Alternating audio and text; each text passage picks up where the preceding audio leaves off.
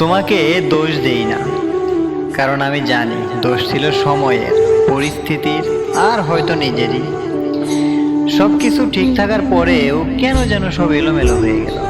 দোষ দেই নিজের ভাগ্যকে, যে ভাগ্য কখনো আমার মনের কথা বুঝলো না। আমি চেয়েছিলাম শান্তি, ভালোবাসার একটুখানি সুখ, কিন্তু ভাগ্য আমাকে দিল কষ্ট, অভিমান আর একাকিত্ব। আমি চেয়েছিলাম তোমাকে জীবনের অংশ বানাতে, কিন্তু ভাগ্য চাইলো আমাকে একা ফেলে দিতে।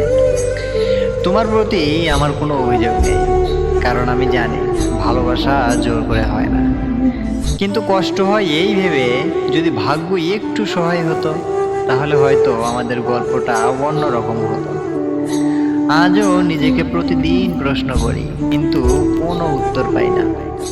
হয়তো ভুলটা ছিল আমার স্বপ্ন দেখার, হয়তো ভুলটা ছিল ভাগ্যের উপর ভরসা করার। তোমাকে দোষ দিয়ে কি লাভ বলো?